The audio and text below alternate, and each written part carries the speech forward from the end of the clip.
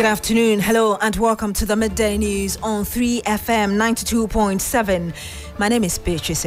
This bulletin is live from our studio here at Adisawe, Kanda, in Accra and the numerous affiliates across the country. In Tamale, we are live on Kesmi 107.1 FM. Around the world, we're streaming live on 3news.com. Coming up in the next 30 minutes.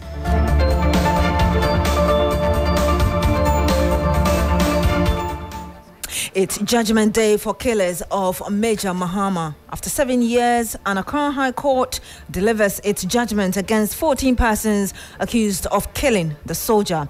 Also, in this bulletin, possible shift in election date from December 7 to November 7 to take center stage as Inter-Party Advisory Committee holds crucial meeting today.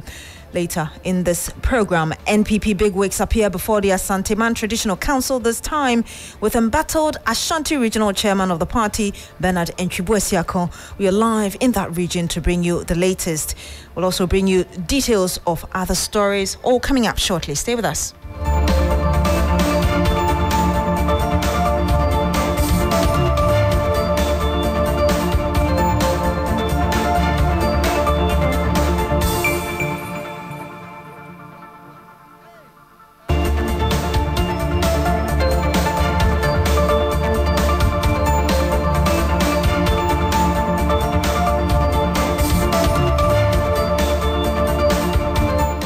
Thank you very much for joining us this afternoon. Let's start from the Ashanti region, where the regional chairman of the New Patriotic Party, Bernard Enchibuesiako, popularly known as Wontumi, has arrived at the Menchia Palace to answer questions over his alleged public show of disrespect for the Asantehene.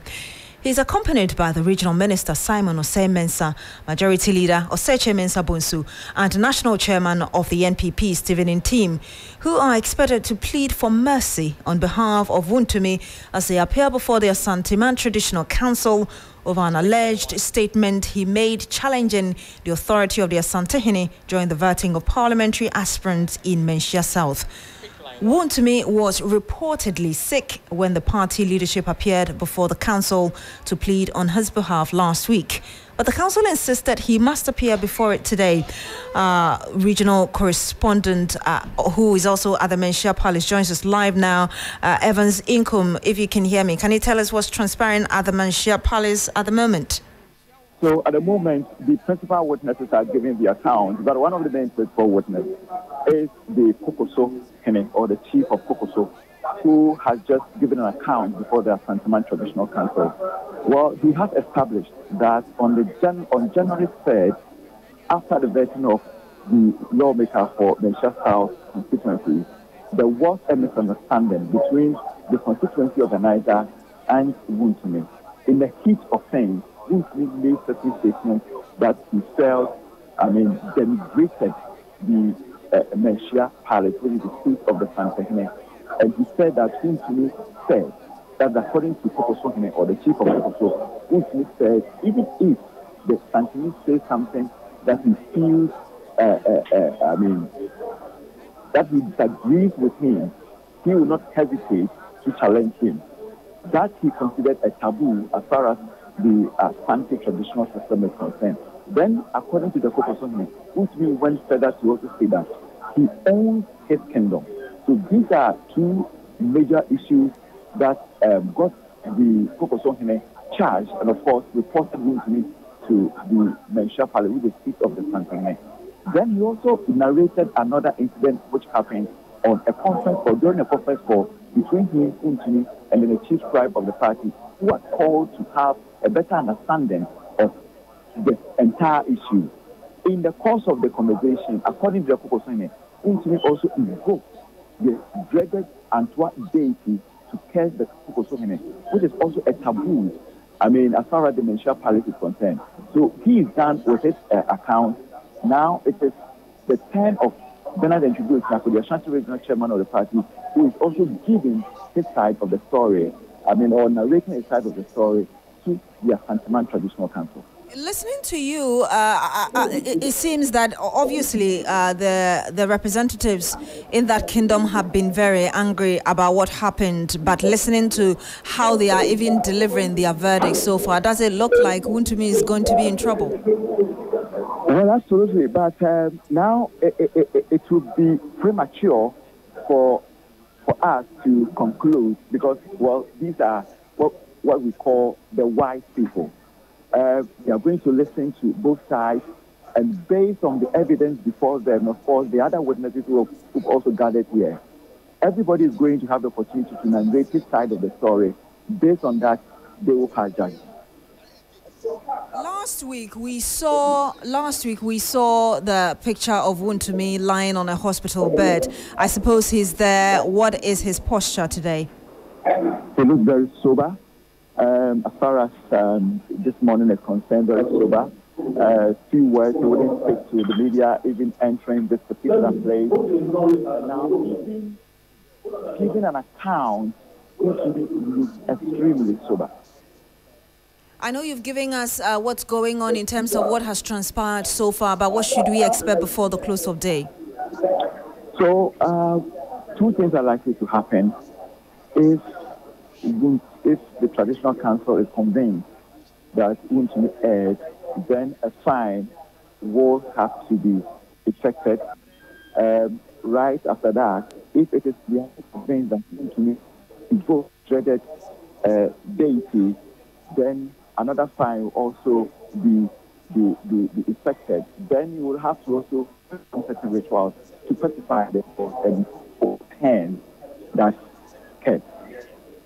Thank you very much, Evans Inkum, bringing us live update from the Menchia Palace, and we'll definitely reconnect to you for you to bring us the latest as regards what's happening there. We stay on politics, and the next NDC administration will make stringent efforts to decongest the Swami magazine that the party describes as choked and less business-friendly.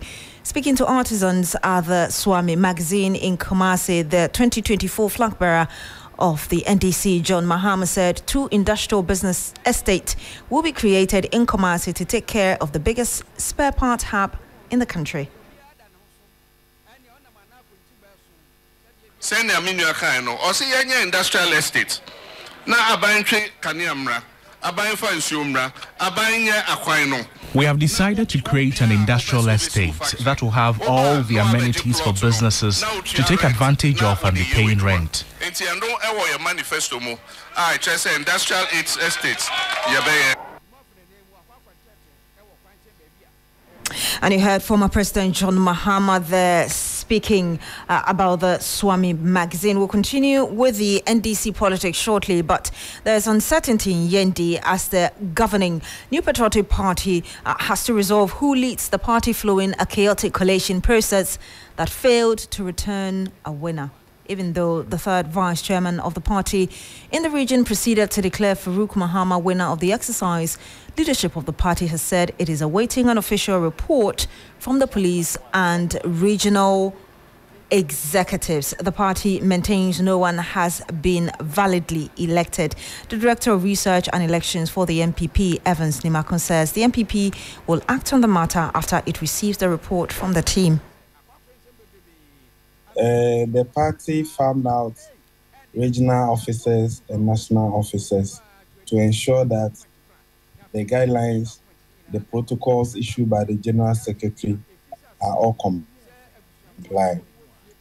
At this point, request of you that we exercise a bit of constraint and receive from our regional and national monitors who are assigned to the Yendi constituency, as well as report from the Ghana Police Service and the Electoral Commission. That in the case of Yendi constituency, we exercise a bit of restraint and calm down whatever tension there is, and appeal to party members in the constituency that they respect the guidelines that were given.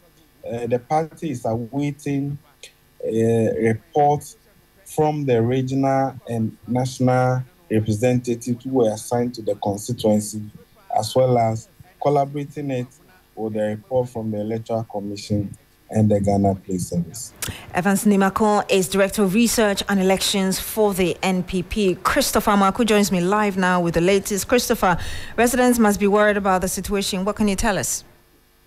Yes, exactly. So residents are worried because they have been calling on the national executives of the ruling New Patriotic Party to, as a matter of urgency, intervene in the Yendi issue because they want to know who the real winner is so that the party can begin processes of ensuring unity amongst the members. And also the insecurity associated with the elections is also affecting the people of Yendi because they are unable to go about their duties as they are supposed to do because a lot of the party supporters of the two aspirants are still hanging around, don't know what to do as a result of the situation that is confronting them in the Yendi constituency. Tempers were high, obviously, because of what happened on Saturday, but are you able to tell us the atmosphere now? Are people calm?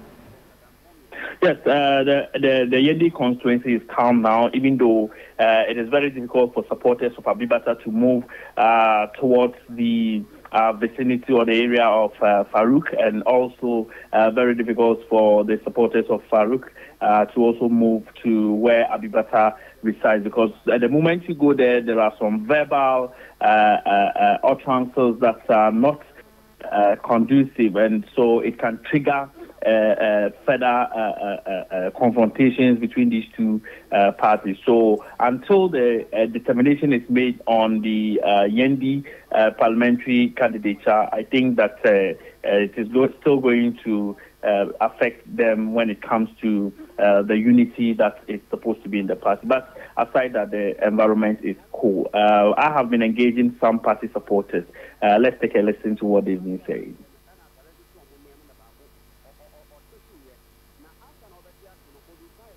Okay, we don't have that yet, but Evans, are you able to... all right, we'll have to end it here with you, Christopher. We don't have that, but thank you very much for bringing us those updates.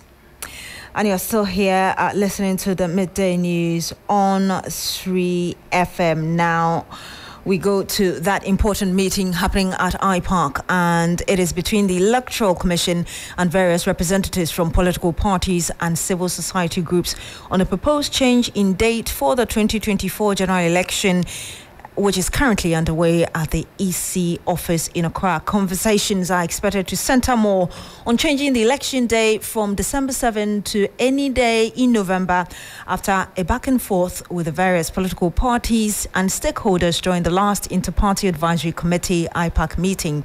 Today's meeting, which seeks to bring a finality to the matter, is also crucial because the opposition NDC is set to push for major reforms ahead of the general election. Let's go live now to the ground to where Duke Menso-Poku is following proceedings for us. Duke, has the meeting started, and what can you tell us from that? Well, Beatrice, I can tell you that the meeting has started. It started around 10 a.m., so well over 2 hours ago. And on the table, on the agenda, it includes a proposal, as you rightly mentioned, for the change election date from December 7th to November 7th, or first any day in the first week of November. The EC is making this proposal because they think that that would give them ample time to organize themselves in years where you have a runoff, where they have to organize a presidential runoff. That gives them some more time to prepare themselves before inauguration day, which is January 7th. That deliberation is still ongoing. The NDC is making a strong proposal, a strong case for the EC to abandon its proposal of not having the indelible ink as part of the processes, that when you finish voting, because there's a strong biometric mechanism, you don't have to put on the indelible ink to show that you've already voted. The EC is advocating for this process to be thrown away, but the NDC wants it back. They think that it's very, very important. It's an extra layer of protection, even though the biometric device of the Electoral Commission may be able to fish out those who are engaged or are attempting to engage in double voting. Apart from that, the NDC is also pushing for a live telecast, the public broadcast of the presidential election collation results. They believe that that would ensure that the whole country sees what is going on. There's a lot of transparency, and people would know exactly how the chips are falling in terms of the collation of the election results. So these are some of the key proposals that are being deliberated upon. It's a closed-door meeting. The media has not been allowed into it. But, of course, we will stay put right outside the Electoral Commission or camping here, so that we'll be able to bring our listeners the updates and the fallout from this crucial meeting. I've seen those concerns from the NDC as regards moving forward with our election processes. One of the things they talk about is also election petition for the EC to, there should be the acceptance that the EC could be sued. Among the few things that you've spoken about, how are these likely to pan out, especially in a situation where the NDC had not been there and now the NDC is there? I don't know whether the EC doesn't want to be seen being too hard on the party in terms of the proposals that it has presented. Oh, the NDC has returned to IPAC on a promise of having a very, a consensus-building atmosphere in there. So I'm sure in that spirit, they would find a way of being able to resolve those issues. Otherwise, IPAC is known as a body that really takes a lot of decisions based on, some being able to take concessions here and there from the political parties and the political actors, not really based on voting or anything like that. So that's the kind of environment and that's the kind of situation we expect to play out today as well in that crucial meeting that is heralding the NDC's return to the IPAC after a year or two of absence. Thank you very much, Duke Menso Pokuda, bringing us an update from that IPAC meeting. Now, today, an Accra High Court is expected to deliver its judgment in the state case against some 14 persons accused of killing the army major, as the family of the soldier look forward to getting some closure. And we'll be bringing you some live report from the court shortly, but let me bring you some background information. Maxwell Adam Mahama was an army captain who was killed by a mob at Dentro Boase in the Central Region on the 29th of May 2017. 14 persons, including the assemblyman of the area, William Barn, are the suspects in the case. Charges against them: abetment of murder, conspiracy to commit murder, and murder. The case is being handled by the Supreme Court Judge Maria Mowusu, who is sitting as an additional High Court judge together with a 7-member jury. Now, Lord Edwasari brings us some update from court. Take a listen. Persons, including the assembly member of Dentro Boase, will know their fate in the murder trial of Major Maxwell Mahama, a soldier who was slain while on duty in May 2017 over there. Now, the case, which has been spanning for about 7 years, has drawn to a conclusion as prosecution has made their case. The jury, together with the Accra High Court, will make known the judgment today. And so the 14 accused persons will know their fate as to whether they'll spend the remaining days in prison or they will be acquitted. Earlier, the mother of the slain soldier, in a fit of rage and tears, burst out screaming at the accused persons while they paraded or escorted them in the courtroom, calling them murderers, and she had to be comforted by other family members. There were pretty much a very emotional scenes here at the Accra High Court.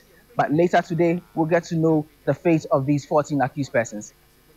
Thank you very much, Lord Edward Sari, bringing us details from the court, and we'll keep a keen eye on that and bring you the latest. Now, trustees for Senior Staff Association of Ghana, James Yakubu, said he is a trustee. He says that members will not call off their strike despite the expression of commitment by the government and the university management to get second-tier arrears paid them and conditions of service negotiated. We'll be engaging our labour correspondent Daniel Poku shortly, but take a listen to the senior staff members who are striking. It's not even the issue of negotiation. We are not going to negotiate for different salaries. Our money deducted, give it to us. That's all. Nobody is asking for a penny from government, too, not even 1 cent. We are asking that government should restore or they should give us back our money. The money that they've deducted, our tier 2 money, where is it? Have we had members asking that? Where is Kanowain? That's the question we are asking government. Give us the money, we'll go back to work. I'm not happy staying at home. Even my children are at home. I don't like it. Yeah, the strike actually is very impactful. For example, let me cite basic school as an example. My children are at home. I'm not happy. And then calls are from parents have called me severally that we should consider the basic school. You had a representative of those striking for their pensions and other demands. And of course, you know that this has been going on for some time. And this time, it looks like they really want the government to ensure that what is needed is given them. But you're still here on the Midday News on 3FM. Stories we've brought you so far. We brought you that story about Judgment Day for the killers of Major Mahama. And you would recall that this would be after 7 years, and the Accra High Court is set to deliver its judgment against the 14 persons who have been accused. The 14 persons also include the assemblyman. And we'll cross over to the Bank of Ghana shortly, where the Monetary Policy Committee is meeting. We're expecting an announcement. Are they going to maintain the rate? Will they increase or reduce it? And I'm joined by business correspondent Pakwesi Asare. Pakwesi, you are there. You've been monitoring the meetings for us. What are the officials telling us now? Right, Beatrice. So the Monetary Policy Committee of the Bank of Ghana has just finished its meeting to announce a new policy rate. And this meeting was addressed by the chairman of the committee, the governor of the Bank of Ghana. Essentially, what he's done is to reduce the policy rate by 100 basis points from 30% to 29%. And of course, you know, the policy rate is usually indicative of the rate at which commercial banks borrow from the central bank, and would also almost influence the rate at which individuals service their loans from their respective banks. And of course, if it's a variable loan, then you expect that once the policy rate increases, the cost of the loan you're servicing would also go up. Now, the governor has been trying to explain some of the reasons or the rationale for deciding to reduce the policy rate, and generally he's talked about the fact that a lot of things are bouncing back. We've seen some gradual growth in economic recovery. There's been a strong rebound in consumer and business sentiment. According to the very latest bank survey, business confidence has increased significantly. We're also seeing some easing in the food and non-food price, which is helping to decelerate inflation. Also, the fact that the banking sector appears to be performing quite well as compared to what they had hoped for. And so, this was one of the reasons that the governor or the Monetary Policy Committee took into consideration in deciding to reduce the policy rates. Now, the question for most people is that interest rates are still high, and that if there are suggestions or if there are, predictions that inflation could ease to somewhere around between 13 and 17% by the end of the year, why did we not have a big cut in the policy rate? And the explanation for that is that although we're seeing inflation easing down, there's still some risk, there's still some threats. And we talk about geopolitical threats, the fact that we're very much uncertain about the global growth rates and all that. So the Bank of Ghana is just trying to be pragmatic in trying to tackle inflation, and that's how come it decided to reduce it by just 100 basis points. Pakwesi, let me ask you this last question before you go. I've listened to what you've given. It means that, the last time I checked the rate at which banks would borrow cash, it was around 30. So it means that we should likely expect that to go down. And how soon should we expect that to take effect? Well, it would depend on your individual banks. But if the policy rate is around 29%, of course, there's also the reference rate, and the reference rate is almost like the base rate, and the banks themselves will add, some percentage to the reference rate based on their individual risk. And so, you have interest rates way above 30% as it stands now. Thank you very much, Pakwesi Asare, bringing us details of that MPC meeting going on there. And the latest is that the rate has been dropped. We return to our story about what's the labor agitations, and Daniel Poku is our labor correspondent. He joins us live. Daniel, we just played a bit of the demand from those agitating. One more, can you tell us as regards to what they are asking for before they decide to go back to their offices? Right, so basically they are asking for the second tier pension scheme to remit to the various trustees. That's a major issue for them. The issue about overtime and then also hospital allowance and other conditions, contents in the conditions of service which are yet to be concluded. Now, when we listen to the leadership of the senior staff, what exactly they want government to do for them is for government to remit the secretary to the various things, and also penalty of 3% should be paid on the amount we transfer so that they could be able to do the investment. Beyond this one, that will be very difficult for them. Already the investment management has engaged them, and they're also expected to be in a meeting with government coming Thursday. So all these key stakeholders are trying to get the issues resolved. Because when the issues will prolong from to next week, then clearly we are likely to have a closure of the university. Because the law says that when unions are on strike within a space of 21 days, then you have the university being shut down. But we are in the second week, hopefully we get into the third week, and if they are unable to solve the problem, then there's a possibility the university face a possible or imminent shutdown. Thank you very much, Daniel Poku, for bringing us updates there. Now, this will lead to the deterioration of the situation in those countries and the sub-region as a whole. That's the view of the West African Network for Peace Building on the latest decision by Mali, Burkina Faso and Niger to quit ECOWAS as a bloc. The three countries say they are quitting because ECOWAS has failed on its mandate. But in an interview with me, the executive director for WANEP, Dr. Chukwuemeka, as I said, the decision is wrong. Regard that as a very unfortunate and ill-advised decision. Of course, if you recall that at some point the three countries in question came together to threaten even ECOWAS intervention when ECOWAS had alluded to the fact that it is possible that military intervention is part of what is on the table. So the three countries in unison challenged that decision of the authority of heads of state and government. So the moment that challenge came, challenging the authority, it was obvious that if the sanction placed on the three countries continued, they probably will go in this direction. You describe this very decision as unfortunate, but the three countries are saying that we think that ECOWAS has lost its quote-unquote relevance. Would you agree with the reason for which they decided to quit? No, we all know that the ECOWAS reforms with regards to its protocols and normative frameworks is long overdue. But we should separate the authority of heads of state and government from the ECOWAS Commission. I think for me, the ECOWAS Commission has been proactive in collaboration with civil society.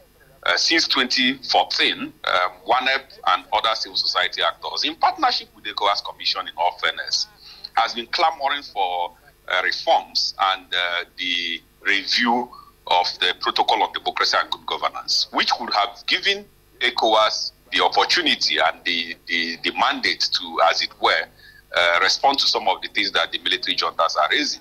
However, it is also important that even within those weaknesses, that we appreciate ECOWAS' position with regards to zero tolerance to democracy and good governance, which these countries actually are signatories to.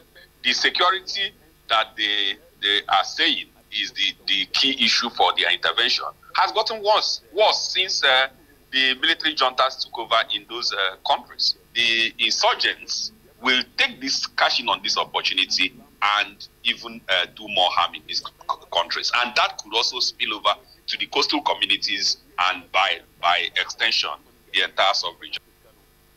Dr. Chukwuemeka Eze also urged ECOWAS to use diplomacy and negotiation to deal with the current impasse.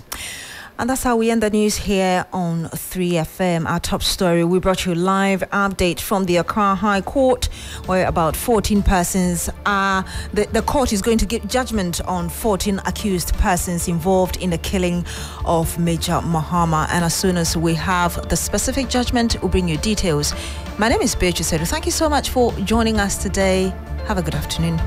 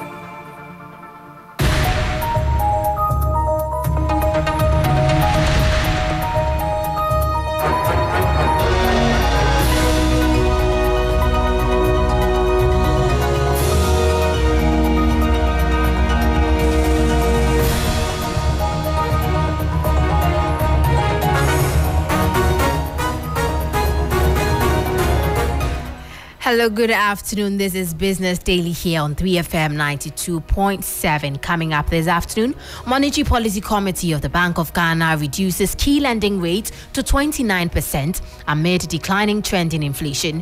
We're live with our man on the ground, Pakwesi Asari.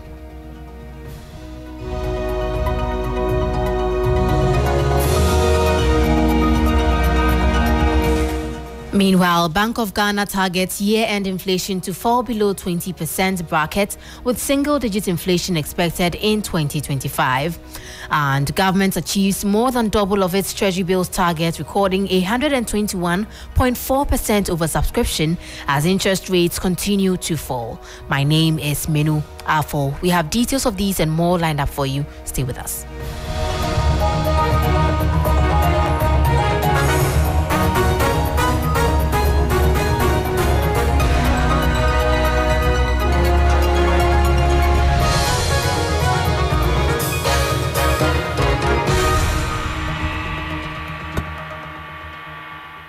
Thank you so much for your time. We'll start off with the Monetary Policy Committee of the Bank of Ghana, as it has reduced its key lending rate to 29%. This is a 100 basis points reduction from the previous rate of 30%. Addressing the media on the outcome of the 116th MBC meeting, the Governor of the Central Bank, Dr. Ernest Addison, said the macroeconomic indicators are expected to trend further down as the government implements the IMF program. The committee noted the emerging recovery, but sees the need to maintain a strong policy stance to consolidate the disinflation gains. Under these circumstances, the committee decided to reduce the monetary policy rate by 100 basis points to 29%. That was Governor of the Bank of Ghana, Dr. Ernest Addison. Let's stay a while long.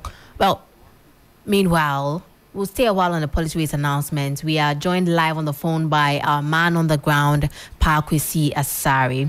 Good afternoon, Pakwesi. Okay, Pakwesi seems to not have been able to join us. We'll get live with him shortly. We are also joined on the phone by Chief Executive of Ghana National Chamber of Commerce and Industry, Mark Bedu Abwaji. Good afternoon, sir.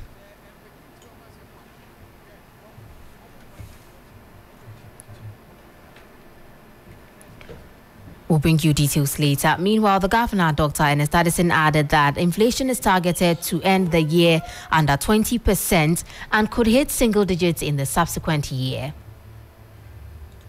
Headline inflation declined sharply by more than 30 percentage points in the course of 2023. Several factors have supported the disinflation process, namely the tight monetary policy stance throughout 2023, favorable international crude oil prices, which led to stable export prices and transportation costs, relative stability in the exchange rate. The latest forecast suggests that the disinflation process will continue, and headline inflation is expected to ease to around 13 to 17% by the end of 2024, before gradually trending back to within the medium-term target range of 6 to 10% by 2025. These forecasts notwithstanding, there are upside risks to the inflation outlook, and there is the need for strict implementation of the 2024 budget and a tight monetary policy stance to sustain the disinflation process. That was Governor of the Central Bank, Dr. Ernest Addison. We've now been joined by CEO of the Ghana National Chamber of Commerce and Industry, Mark Bedu Abwaji. Good afternoon, sir. Good afternoon, Mr. Abwaji.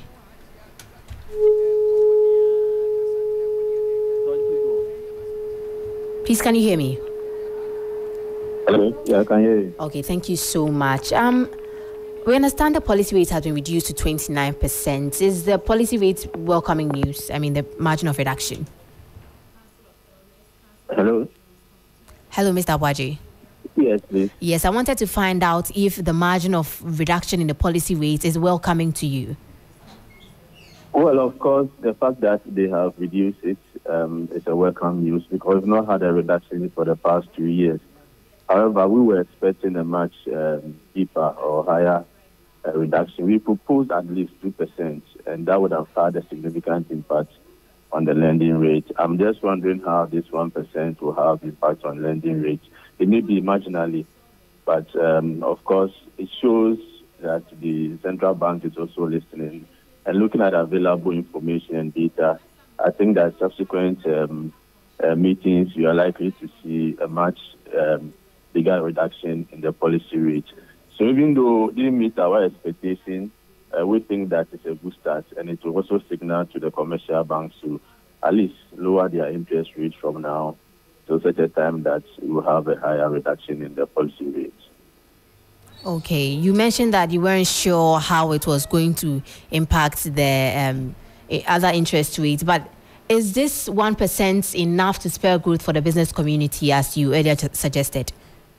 Yes, its impact on businesses will actually come from how the commercial banks will respond and also lower their interest rates. And I don't think that the 1% is significant enough for the commercial banks to reduce their interest rates significantly. So it may be marginal. I mean, going forward, you are likely to see a marginal reduction in the interest rate, but that will not really spur growth as we expected. A much higher cut of at least 2% to 5% would have sent a right signal to the commercial banks to also reduce their interest rate. And that is where businesses will be able to borrow at a lower rate and invest. As it stands now, the reduction may be quite marginal and may not have significant impact on activities of businesses. Okay, sir, thank you so much for your time. That was CEO of the Ghana National Chamber of Commerce and Industry, Mark Bedu Abwaje there. Away from that, government achieved more than double of its target in its latest Treasury bills auction. It recorded an oversubscription of 121.4%, the latest auction results by the Bank of Ghana reviewed. Interest rates, however, continue to trend downwards, although marginally. The following 3 Business News Desk reports has the details. The continuous surge in demand for T-bills, experts say, is not surprising as investor confidence is on the path of restoration following Ghana's receipt of the second tranche of the IMF bailout package. According to the auction results, government accepted bids worth about 5.5 billion cedis. That was 2.96 billion cedis more than its target of 2.53 billion cedis. A chunk of the bids came from the 91-day bill, from which government realized about 2.7 billion cedis. For the 182-day bill, government earned 1.53 billion cedis from the auction, and for the 364-day bill also, about 1.23 billion cedis. For the 4th week running, yields continue to decline. That of the 91-day bill reduced to 28.59% from 28.88%.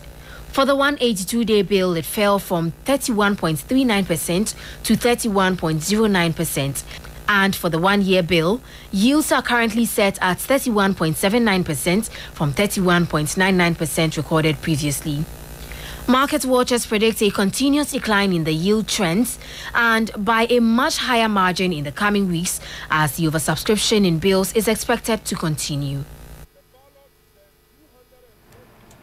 That was the 3 Business News Desk report on the latest Treasury bills auction. Away from that also, in a bid to derive maximum benefit from Ghana's mineral resources, government through public-private partnership has established a 400-kilogram gold refinery to refine the country's gold. Land and Natural Resources Minister Samuel Abu-Jinapor, who made this known in his presentation on the subject, extracting value from our minerals at the just-ended Africa Prosperity Dialogues at Pediasi Lodge in the Eastern region, also reiterated the need to add value to all mineral resources to get the maximum benefits. There are 2 fundamentals that are sine qua non to extracting greater value from our mineral resources. Firstly, value addition. We cannot transform our economies if we continue to dig and ship. That is why, since assuming office in 2017, Ghana's President Akufo-Addo has been working to ensure that we add value to our mineral resources. Today, for the first time in our country, government has established, through a public-private partnership, a 400-kilogram gold refinery to refine the gold we produce, and we are working to secure a London Bullion Market Association LBMS certification. The Ghana Integrated Aluminum Development Corporation, GIADEC, and the Ghana Integrated Iron and Steel Development Corporation, GISDEC, which we established in 2018 and 2019 respectively, have been working to promote and develop integrated aluminum and iron and steel industries, from exploration through refining to downstream production. And work is far advanced for the commencement of the construction of a $450 million United States dollars manganese refinery here in Ghana. That was Minister for Land and Natural Resources Samuel Abu-Jinapor there, bringing us to the end of Business Daily here on 3FM 92.7. Kindly visit our website www.3news.com for more business stories. My name is Manu Afful. Do have a good afternoon. Black Rasta will soon join in for Urban Blend.